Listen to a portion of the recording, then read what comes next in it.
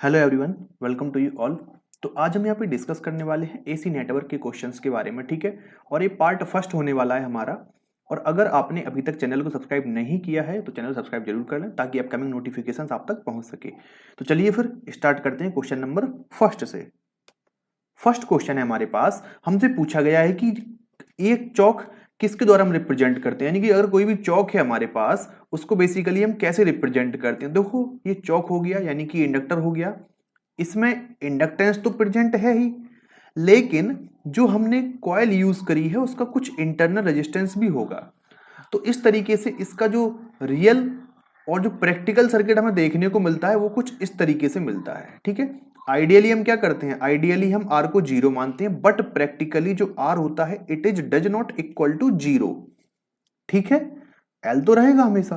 तो इस तरीके से हम देखें तो जो चौक होता है, चौक हमेशा आर एल सीरीज सर्किट को रिप्रेजेंट करता है, ठीक है। नेक्स्ट अगला क्वेश्चन है, हमसे पूछा गया है कि अगर V वोल्टेज फेजर को रिप्रेजेंट करता है और I करंट फेजर को रिप्रेजेंट करता है, देन VI कॉन्जुगेट किसको रिप्रेजेंट करेगा। VI कॉन्जुगेट क्या बताएगा यहां पे, तो ये बताएगा यहां पे एपरेंट पावर को, ठीक है, एपरेंट पावर को, ठीक है।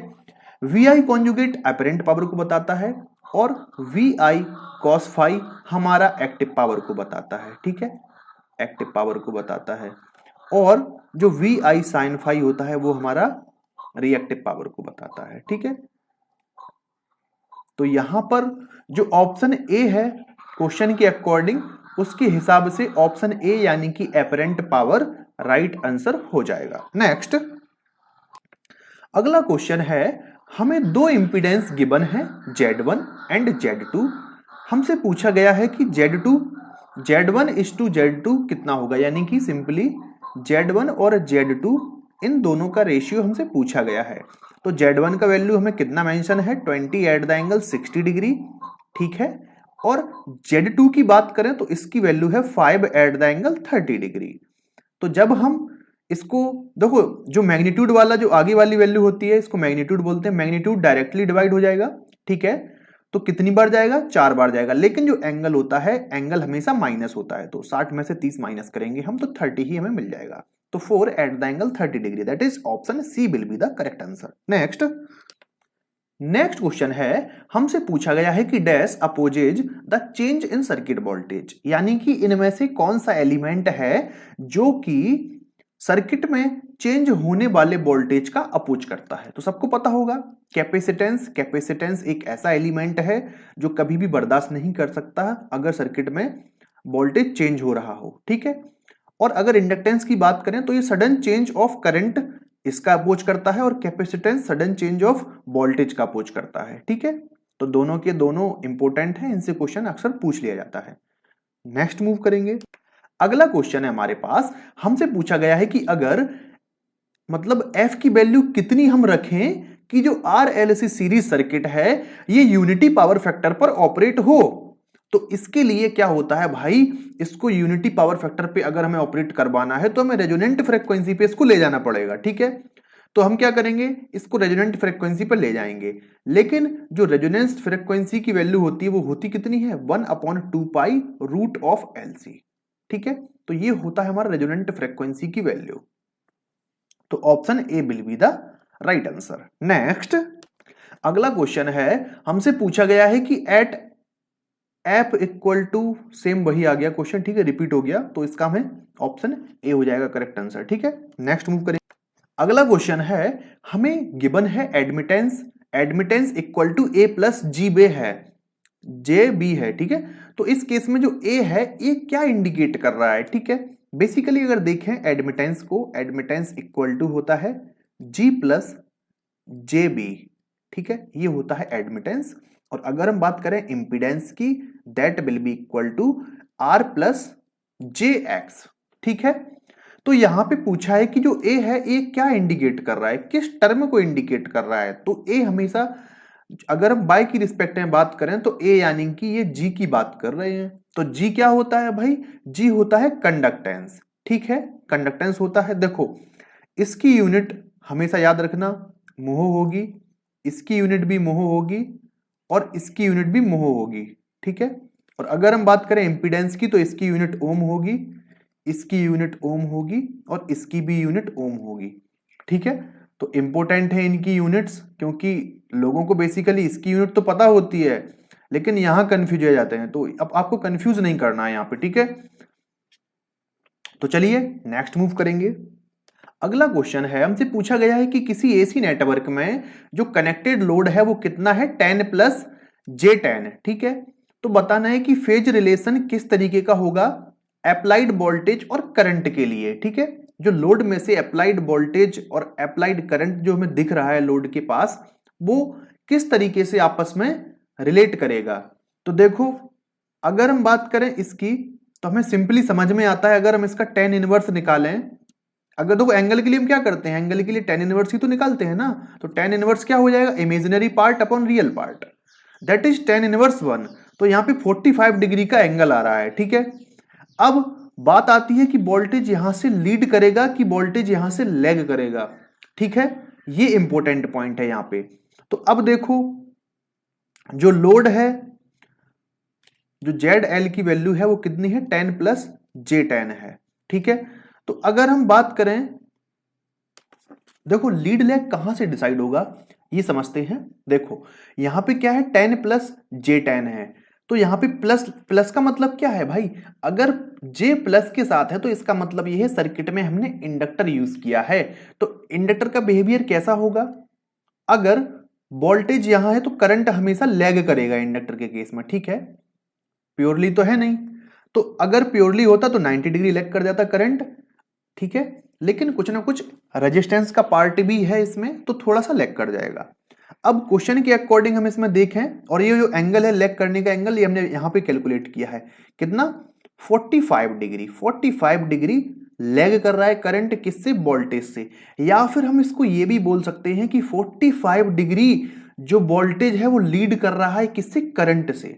तो option A will be the right answer, that is voltage leads current by the 45 degree.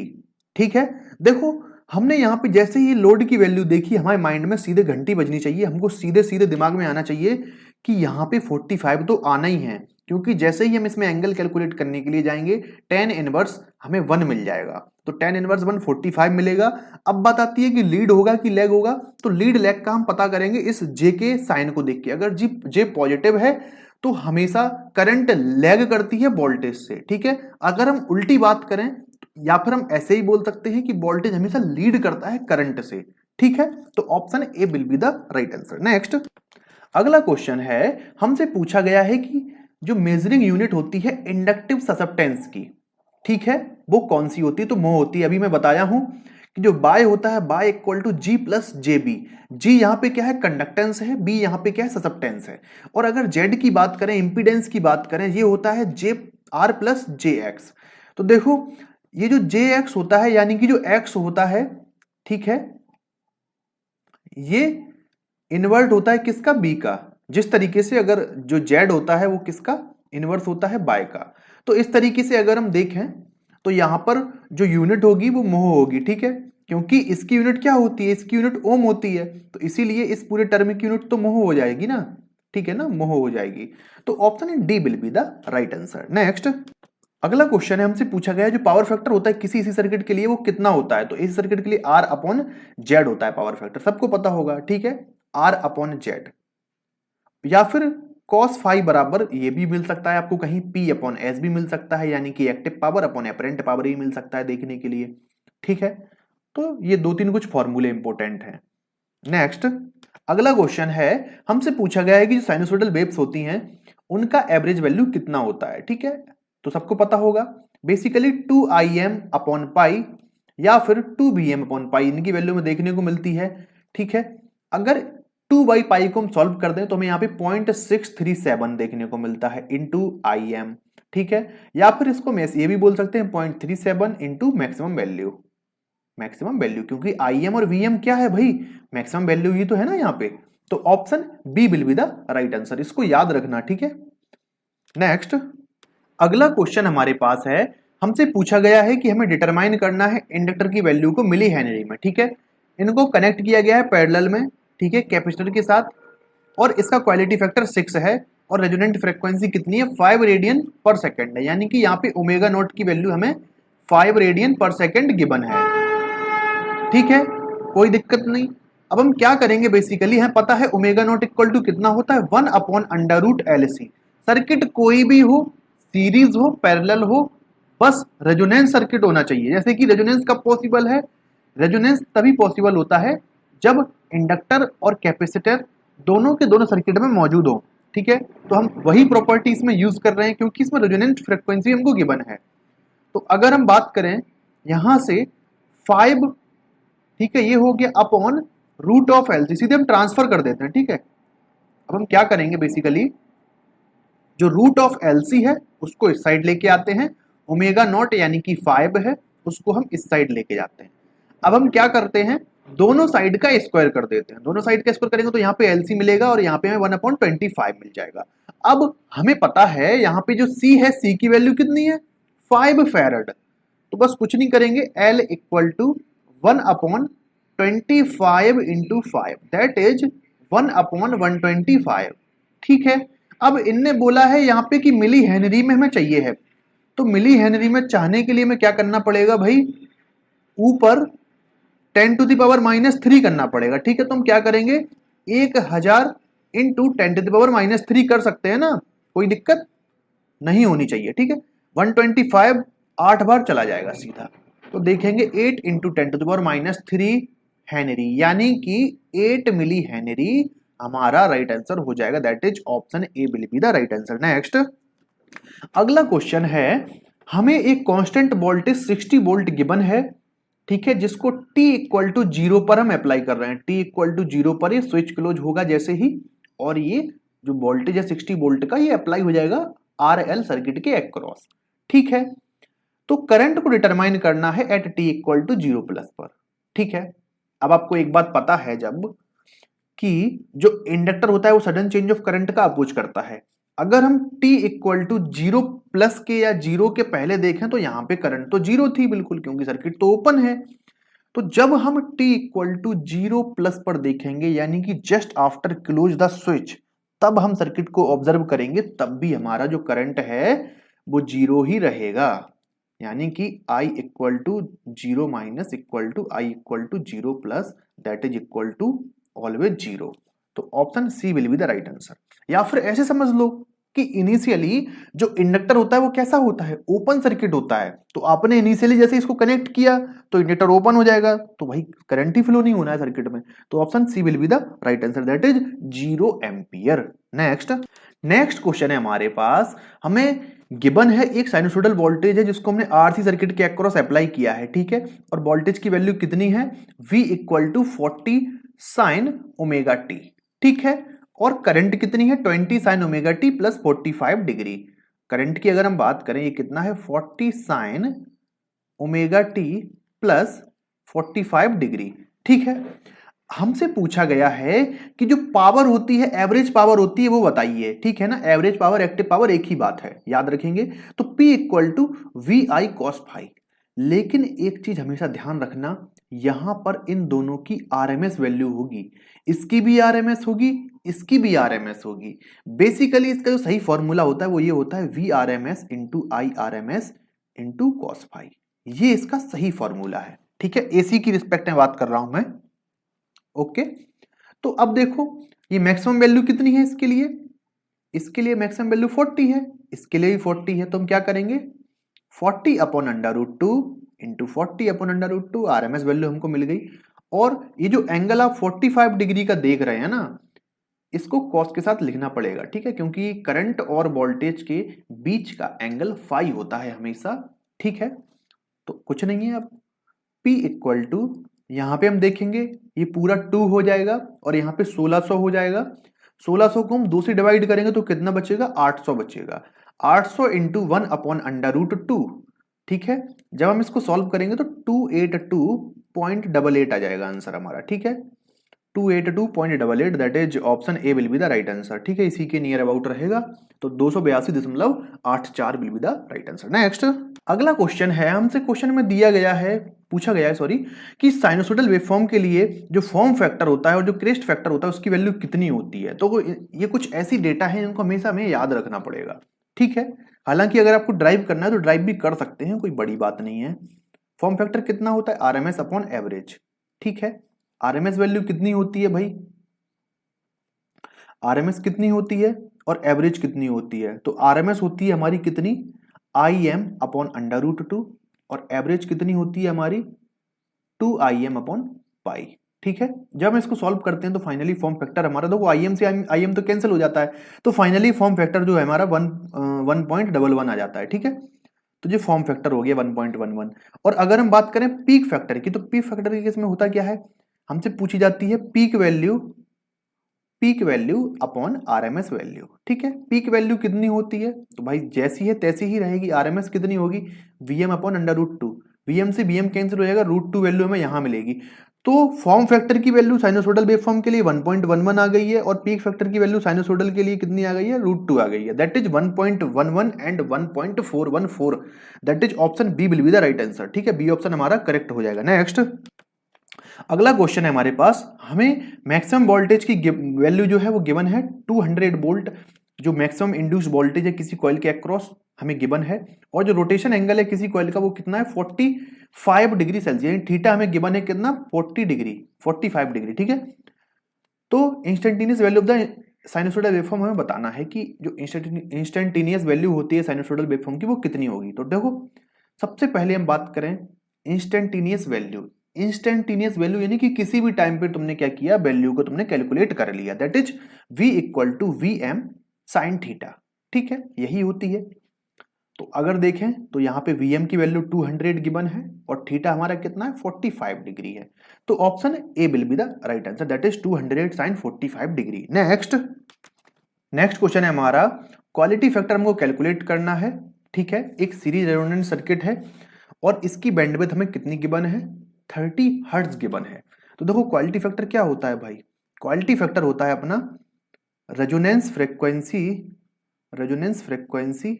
Upon bandwidth, यानी कि simply F0 upon F2 minus F1। ठीक है, ये हमारी क्वालिटी फैक्टर की वैल्यू होती है। अब आप खुद इसमें ऑब्जर्व करो, हमें बैंडविड्थ गिवन है, लेकिन जस्ट वेट। ठीक है, अगर हम यहाँ पे क्वेश्चन के हिसाब से देखें, तो हमें क्या है, एक डेटा मिसिंग मिलेगा यहाँ पे। इसमें देखो बैंडविड्थ तो हमारे पास है, लेकिन जो रेजोनेंस फ्रीक्वेंसी है ना, ये मेंशन ही नहीं है क्वेश्चन में, तो क्वेश्चन में थोड़ी सी मिस्टेक है। ठीक है, यहां पर रेजोनेंस फ्रीक्वेंसी होनी चाहिए थी, तो हम क्या करते, रेजोनेंस फ्रीक्वेंसी को 30 से डिवाइड कर देते, तो जो भी आंसर होता वो हमें मिल जाता यहां से। ठीक है, तो नेक्स्ट मूव करेंगे। अगला क्वेश्चन है, हमसे पूछा गया है, हमें आरएमएस वैल्यू बतानी है किसी भी अल्टरनेटिंग वोल्टेज के लिए जिसकी पीक वैल्यू कितनी है 1000 वोल्ट है, यानी कि VM की वैल्यू हमें कितनी है 1000 वोल्ट गिवन है, हमें VRMS बताना है। तो VRMS कितना होता है, VM अपॉन √2, तो VM अपन 1000 सीधे देखो इसको हम एक तरीके से और लिख सकते हैं, 1/√2 को सॉल्व करेंगे हम तो 0.707 मिलेगा, और VM का VM। ठीक है, तो क्या करेंगे हम बेसिकली 0.707 में हम मल्टीप्लाई कर देंगे किससे, 100 से, तो क्या हो जाएगा 0.707 मल्टीप्लाई विथ 1000। तो जब हम इसमें 1000 से मल्टीप्लाई करेंगे तो 70.7 वोल्ट जो है हमारा आरएमएस वैल्यू आ जाएगी। तो कितना हो जाएगा, ऑप्शन नंबर डी राइट हो जाएगा। नेक्स्ट अगला क्वेश्चन है, हमें टोटल इंपीडेंस बताना है किसी भी सीरीज आरएलसी सर्किट के लिए जिसमें रेजिस्टेंस की वैल्यू 8 ओम है, रिएक्टेंस की वैल्यू, कैपेसिटिव रिएक्टेंस की वैल्यू 2 ओम है और इंडक्टिव रिएक्टेंस की वैल्यू 8 ओम है और सीरीज में कनेक्टेड है, यानी कि सीरीज सर्किट की बात कर रहे हैं ये। तो देखो सिंपली पता होगा जो इंपीडेंस होता है वो कितना होता है, R² plus XL minus XC पूरे का होल स्क्वायर। ठीक है, यहां Z का भी स्क्वायर कर सकते हैं या फिर रूट भी ले सकते हैं। ठीक है, तो Z इक्वल टू R का वैल्यू हमारे पास कितना है, आर है हमारे पास 8 ओम, तो 8 का स्क्वायर कर देते हैं यहाँ पे। एक्स एल हमें कितना मेंशन है, एक्स एल 8 है, तो 8 यहां लिख देते हैं, और 2 हो गया ये हमारा कैपेसिटिव रिएक्टेंस, इसका स्क्वायर कर देते हैं। ठीक है, यहां भी स्क्वायर है, तो जेड स्क्वायर बराबर में 8 64 प्लस 6 36। ठीक है, तो यहाँ पे 100 आ गया जेड स्क्वायर का वैल्यू। ठीक है, जब जेड निकालेंगे तो जेड 10 आ जाएगा, क्योंकि जब हम इसका स्क्वायर रूट करेंगे, ठीक है, 100 का स्क्वायर रूट 10 आ जाएगा, तो जेड इक्वल टू यानी कि impedance equal to 10 ohm, that is option A will be the right answer. Next अगला क्वेश्चन है, हमसे बैंडविड्थ पूछी गई है किलोहर्ट्ज में। ठीक है, सीरीज आरएलसी सर्किट के लिए इसमें रेजिस्टेंस की वैल्यू कितनी है, 80 ओम है, और इंडक्टेंस की वैल्यू 2 मिली हेनरी है। बस यही दो क्वांटिटी हमें चाहिए थी। तो फॉर सीरीज आरएलसी सर्किट, ठीक है, बैंडविड्थ कितना होता है भाई, R upon L, that is R का वैल्यू कितना मेंशन है यहाँ पे 80 ओम है, और एल की वैल्यू कितनी है, 2 मिली हेनरी है, 2 इंटू 10⁻³ तो इसको हम सॉल्व करेंगे तो 40 किलो हर्ट्ज जो है हमारा आंसर आ जाएगा। ठीक है, 10⁻³ ऊपर पहुंच जाएगा तो 10⁻+3 हो जाएगा, यानी कि किलो में चली जाएगी क्वांटिटी, और बैंडविड्थ हम यहाँ पे निकाल रहे हैं तो इसकी जो यूनिट होगी वो हर्ट्ज होगी। ठीक है, तो आंसर कितना आया हमारे पास 40 kilo hertz, that is option C will be the right answer. Kilo hertz में ही हमें बताना था। ठीक है, नेक्स्ट अगला क्वेश्चन है, हमें क्वालिटी फैक्टर कैलकुलेट करना है किसी सीरीज आरएलसी सर्किट के लिए। इसमें रेजिस्टेंस हमारे पास 30 ओम है, इंडक्टेंस 27 मिली हेनरी है, कैपेसिटेंस 0.03 मिली हेनरी है, मिली फेरड है। ठीक है, तो हमें बताना है क्या, क्वालिटी फैक्टर। तो सीरीज आरएलसी सर्किट के लिए क्वालिटी फैक्टर कितना होता है भाई, 1/r√L/C। तो R की वैल्यू 30 ओम गिवन है, L की बात करें तो L हमारे पास 27 मिली हेनरी है। ठीक है, L हो गया, और अगर हम बात करें C की तो 0.03, ठीक है, मिली फेरड हमारे पास इसकी वैल्यू मेंशन है। तो कुछ नहीं करना है भाई, इससे ये कैंसिल हो गया, तो फाइनली 1/30, इसको हम इससे डिवाइड करेंगे तो 9 बचेगा। यहाँ पे रूट में कितना 900 हो जाएगा, क्योंकि नीचे 2 अंक के बाद दशमलव है, तो ऊपर हमको 2 जीरो बढ़ाने पड़ेंगे। ठीक है, तो अब जब हम इसको फर्दर आगे सॉल्व करेंगे, ठीक है, तो क्वालिटी फैक्टर कितना मिलेगा हमें, 1/30 रूट ऑफ 900 का स्क्वायर रूट करेंगे तो कितना मिल जाएगा हमें, यहाँ पे 30 मिल जाएगा। 30 से 30 खत्म हो जाएगा, यानी कि क्वालिटी फैक्टर हमारे पास कितना आ गया भाई, क्वालिटी फैक्टर हमारे पास 1 आ चुका है, that is option B will be the right answer. Next अगला क्वेश्चन है हमारे पास, हमें इंपीडेंस को कैलकुलेट करना है किसी सीरीज आरएलसी सर्किट के लिए जो नीचे दिया हुआ है। ठीक है, कोई दिक्कत नहीं, करते हैं भाई कैलकुलेट। आर हमारे पास ऑलरेडी मेंशन है कितना, 120 ओम। ठीक है, आर में हमें कोई दिक्कत नहीं है। एक्स एल की अगर हम बात करें तो 2πfl है, यानी कि 2πf की वैल्यू 50 हमें यहाँ पे मेंशन है, देख लीजिए फ्रीक्वेंसी 50 हर्ट्ज है, 50 हो गया, और एल का वैल्यू 1/π है। ठीक है, तो पाई से यहाँ से पाई खत्म हो जाएगा, तो फाइनली एक्स एल की वैल्यू कितनी 100 हमें देखने को मिल जाएगी। ठीक है, एक्स एल की वैल्यू 100 आ चुकी है। एक्स सी की बात करें तो 1/2π, एफ की वैल्यू 50 हर्ट्ज है, और अगर हम बात करें किसकी, सी की, तो सी की वैल्यू कितनी है 200/π। ठीक है, 200 हम यहां लिख देते हैं और पाई को हम ऊपर भेज देते हैं। ठीक है, तो पाई हमारा ऊपर चला गया, और नीचे जो 10⁻⁻6 था उसको हमने ऊपर भेज दिया, 10⁻+6 हो गया। कोई दिक्कत नहीं होनी चाहिए यहां तक। ठीक है, इससे ये खत्म हो गया। ठीक है, कोई दिक्कत नहीं यहां तक। तो 50 दूनी 100 और 200 ये है। ठीक है, तो फाइनली नीचे 20,000 बचेगा, तो 10⁻6/20,000। ठीक है, नीचे क्या है, नीचे 4 जीरो है, ऊपर क्या है 6 जीरो है, तो ऊपर 2 जीरो बचेंगे। ठीक है, नीचे के 4 जीरो हमने कैंसिल कर दिए ऊपर के 4 जीरो से, तो ऊपर 2 जीरो बचे, नीचे 2 बचा। तो एक्स सी की वैल्यू फाइनली कितनी मिल गई हमें, एक्स सी की वैल्यू 50 आ चुकी है, 50 ओम आ चुकी है। यहाँ पे एक्स एल 100 ओम है, और यहाँ पे आर कितना है 120 ओम है, यानी कि हमारे पास तीनों की तीनों क्वांटिटी आ चुकी हैं। अब बस कुछ नहीं करना है, सिंपली अप्लाई कर देते हैं फॉर्मूला। तो Z equal to r square plus x l minus x c का होल स्क्वायर। ठीक है, Z का भी स्क्वायर कर देते हैं यहाँ पे, तो R का स्क्वायर करेंगे तो 120 हो गया, 120 का square, x l minus x c, यानी कि एक्स एल की बात करें तो एक्स एल 100 ओम है, एक्स सी कितना है 50 ओम है, तो माइनस कर देंगे तो 50 ओम ही तो मिलेगा ना हमें, तो सिंपली 50 का स्क्वायर कर देंगे हम जेड स्क्वायर बराबर में। तो जब हम इसको सॉल्व करेंगे तो यहाँ पे 14400 आएगा, यहाँ पे कितना आ जाएगा 2500। ठीक है, जेड का स्क्वायर बराबर में इतना आ गया, जेड का स्क्वायर फर्दर इसको सॉल्व करेंगे तो 16900 हमारा आंसर यहाँ पे देखने को मिलेगा। लेकिन हमें हमें अभी स्क्वायर रूट और निकालना है, तो जेड इक्वल टू कितना हो जाएगा भाई, सिंपली तो 130 हो जाएगा। ठीक है, जब हम इसका 169 का क्या करेंगे, स्क्वायर रूट करेंगे तो 130 हमें देखने को मिलेगा। That is option A will be the right answer. Next अगला क्वेश्चन है, हमसे पूछा गया है कि इंडक्टिव रिएक्टेंस किसी सर्किट की 60 ओम है। ठीक है, जब इसको 50 हर्ट्ज की हम सप्लाई इस्तेमाल करते हैं, यानी कि देखो समझिए एक्स एल बराबर में कितना होता है भाई, इंडक्टिव रिएक्टेंस कितना होता है 2 पाई एफ इंटू एल। ठीक है, तो अब ये बोल रहे हैं कि इसकी वैल्यू 60 हर्ट्ज है।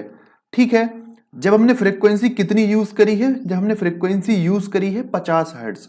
तो देखो एक चीज समझ लो यहां से पहले, जस्ट वेट, हाँ अब ठीक है। एक चीज बताओ आप, हम ये 2 पाई वाला फैक्टर कांस्टेंट है, ठीक है, हम एल में भी कोई चेंज नहीं कर रहे, तो हम लिख सकते हैं ना X L is directly proportional to frequency. कोई दिक्कत नहीं होगी, कोई प्रॉब्लम। ठीक है, तो अब देखो हम ऐसे लिख सकते हैं X L one upon X L two equal to F one upon F two. यहां भी कोई दिक्कत नहीं होनी चाहिए। ठीक है, अब देखते हैं एक्स एल वन, तो एक्स एल वन हमें इनिशियली कितना मेंशन है 60 ओम। ठीक है, इसके बाद हमें क्या करना है, हमें इंडक्टिव रिएक्टेंस को बताना है दूसरी बार में, यानी कि एक्स एल टू की वैल्यू हमें कैलकुलेट करनी है। पहली बार हमने फ्रीक्वेंसी कितनी लेना है 60 ओम, सॉरी 50 हर्ट्ज। ठीक है, फ्रीक्वेंसी 50 हर्ट्ज हमें लेना है, और दूसरी बार ये बोल रहे हैं कि फ्रीक्वेंसी को इंक्रीज कर दें अगर अपन, तब इंडक्टिव रिएक्टेंस कितना होगा, तो भाई कर दो इंक्रीज, 60 हर्ट्ज कर दो फ्रीक्वेंसी। ठीक है, आ जाएगा हमारा आंसर। तो हम यहां से देखेंगे तो कितना 60 into 60 upon 50 that is equal to X L two. बस हमारा आंसर आ गया, यहां से देख लीजिए आप। ठीक है, जीरो से जीरो खत्म हो गया, 12 पंचे 60 हो गया, 12 छिंग 72 हो गया। तो एक्स एल टू की वैल्यू कितनी 72 ओम आ चुकी है। ठीक है, कितनी आ चुकी है 72 ohm. That is option A will be the right answer. इसका जो की पॉइंट था, की पॉइंट बेसिकली बस यही था। ठीक है, याद रखेंगे। नेक्स्ट हमसे पूछा गया है कि जो वेवफॉर्म जो मेंशन है क्वेश्चन में, ठीक है, ये किस किस वेवफॉर्म का एग्जांपल है। देखो ये सॉटूथ वेव है। ठीक है, आरी के शेप का होता है, जो आरी आपने देखी होगी उसी के शेप में होता है, और ये सॉटूथ वेव बोलते हैं हम इसको। ठीक है, याद रखेंगे। नेक्स्ट अगला क्वेश्चन है हमारे पास, हमसे पूछा गया है डीसी वोल्टेज जिसकी पीक वैल्यू 25 वोल्ट है, तो इसकी एवरेज वैल्यू कितनी होगी। ठीक है, तो देखो याद रखेंगे डीसी के केस में एवरेज वैल्यू सेम रहेगी, V M equal to V average. ठीक है, ये हमेशा एक ही होते हैं, तो ऑप्शन डी होगा right answer. That is 25 volt. Confusion की कोई बात ही नहीं है, डीसी में मैक्सिमम वैल्यू और एवरेज वैल्यू सेम ही होती है। ठीक है, याद रखेंगे। नेक्स्ट अगला क्वेश्चन है, हमसे पूछा गया है हमें एवरेज पावर को बताना है, किसमें, वॉट में। साइनोसोडल वोल्टेज जो हम दे रहे हैं सर्किट में वो कितना है 20 साइन ओमेगा टी, और करंट कितना फ्लो करवा रहे हैं हम 10 साइन ओमेगा टी प्लस 60। ये हमारा करंट हो गया। अब हमें क्या बताना है, हमें पावर बताना है, वो भी कौन सी, एवरेज पावर। तो देखो एवरेज पावर का फॉर्मूला होता है V R M S into I R M S cos phi. ठीक है, अब देखो यहां पे जो 20 आप देख रहे हैं ना, ये क्या है, मैक्सिमम वैल्यू है, मैक्सिमम वैल्यू है। इसका हम जब आरएमएस निकालेंगे तो 20 अपॉन अंडर रूट 2 करना पड़ेगा हमें। ऐसा ही हम करेंगे करंट के केस में, ये मैक्सिमम वैल्यू है, जब हम इसकी आरएमएस निकालेंगे तो 10 अपॉन रूट 2 हमें यहां भी करना पड़ेगा। कॉस फाई की वैल्यू कितनी है, यहां से हमें दिख रही है 60 है। ठीक है, 60 है, तो जब हम इसको सॉल्व करेंगे फाइनली तो 200 अपॉन 2 इंटू कॉस 60 की वैल्यू 1/2 होती है। ठीक है, कितनी होती है 1/2 होती है, यानी कि 200/4 that will be equal to 50 watt. कितना आ गया भाई हमारा आंसर 50 वॉट आ गया। That is option A will be the right answer. Next अगला क्वेश्चन है हमारे पास, हमसे टोटल इंपीडेंस पूछा गया है किसी आरएलसी सर्किट के लिए, सीरीज आरएलसी सर्किट के लिए। ठीक है, इसमें रेजिस्टेंस कितना है 10 ओम है, कैपेसिटिव रिएक्टेंस एक्ससी 2 ओम है, और इंडक्टिव रिएक्टेंस एक्सएल 6 ओम है। सभी को सीरीज में कनेक्ट किया गया है 200 वोल्ट और 50 हर्ट्ज की सप्लाई के साथ में। ठीक है, कोई दिक्कत नहीं। तो सिंपली हमें जेड कैलकुलेट करना है, जेड इक्वल टू कितना होगा, जेड स्क्वायर बराबर में, थोड़ा सा ऊपर लिख देते हैं, स्पेस कम मिलता है यहाँ पे। ठीक है, थोड़ा सा यहाँ से करते हैं हम क्वेश्चन को सॉल्व। तो हमारा जो जेड होता है, जेड कितना होता है r square plus x l minus x c इसका होल स्क्वायर, और यहां भी स्क्वायर रहता है। ठीक है, तो जेड स्क्वायर बराबर में आर की अगर हम बात करें यहाँ पे, तो हमें आर कितना मेंशन है, रेजिस्टेंस हमारा 10 गिवन है, 10 ओम। ठीक है, एक्स एल कितना है हमारा 6 ओम है, एक्स सी कितना है 2 ओम है, तो 6 माइनस 2 पूरे का होल स्क्वायर हो गया। तो यहाँ पे 10 का स्क्वायर यही रहेगा, 6 में से 2 चला जाएगा तो 4 बचेगा, 4 का स्क्वायर हो जाएगा। यहाँ पे जेड का स्क्वायर है, यानी कि 100 प्लस 16, यानी कि 116 हमारा यहाँ पे आंसर आ जाएगा जेड स्क्वायर के लिए। लेकिन जब हम जेड निकालेंगे तो 116 हमें स्क्वायर रूट के अंदर ले जाना पड़ेगा। अब देखो समझिए आप, ये तो ऑप्शन से ही हो जाना है, क्योंकि अगर हम इसका नियर बाई स्क्वायर देखें, इसका हम नियर बाई स्क्वायर देखें तो 10 का स्क्वायर कितना होता है 100 होता है। ठीक है, तो और 11 का स्क्वायर कितना होता है 121 होता है। तो अब आप खुद सोचो कि जो इसकी जो वैल्यू आएगी स्क्वायर रूट की, वो 10 और 11 के बीच में आएगी कि नहीं आएगी? ठीक है ना, बिल्कुल बीच में आएगी। तो अगर ऑप्शन के हिसाब से देखें तो 10 से 11 के बीच में कौन सा ऑप्शन है? ऑप्शन बी है ना। ठीक है ना, ऐसा नहीं है कि इसको कैलकुलेट करने के लिए बैठ जाएं अपने अपने मेथड लगा के, नहीं भाई, हम ऑप्शन से भी कर सकते हैं। Option B will be the right answer यहाँ पे। नेक्स्ट अगला क्वेश्चन है, हमें फ्रीक्वेंसी बतानी है हर्ट्ज में किसी साइनसोइडल वेवफॉर्म के लिए जब टाइम पीरियड वेव का कितना हो 25 मिलीसेकंड हो। तो पता है हमें frequency is inversely proportional to the time period of the wave. ठीक है, तो फ्रीक्वेंसी यहां से हम कैलकुलेट कर लेंगे, 1 अपॉन टाइम कितना है हमारे पास 25 मिली सेकेंड है, 10 टू द पावर -3, यानी कि सिंपली हमें करना क्या है 1000 से डिवाइड करना है 25 को, तो 40 हर्ट्ज जो है हमारी फ्रीक्वेंसी आ जाएगी। That is option A will be the right answer. ठीक है, हर्ट्ज में निकालना था तो 40 हर्ट्ज हमारी जो है फ्रीक्वेंसी आ चुकी है, 40 हर्ट्ज। ठीक है, नेक्स्ट मूव करेंगे। अगला क्वेश्चन है, हमसे एवरेज वैल्यू पूछी गई है किसी अल्टरनेटिंग करंट के लिए जब पीक वैल्यू करंट की हमें 10 एम्पियर मेंशन हो, यानी सिंपली हमें आई एम गिवन है कितना 10 एम्पियर। अब ये कह रहे हैं कि भाई तुम आई एवरेज निकाल के दिखाओ। ठीक है, हम निकाल देंगे आई एवरेज। तो आई एवरेज कितना होता है 2im अपॉन पाई। ठीक है, कोई दिक्कत नहीं। और आई एवरेज को हम ऐसे भी लिख सकते हैं 0.637 इंटू आई एम, दोनों चीजें सेम है।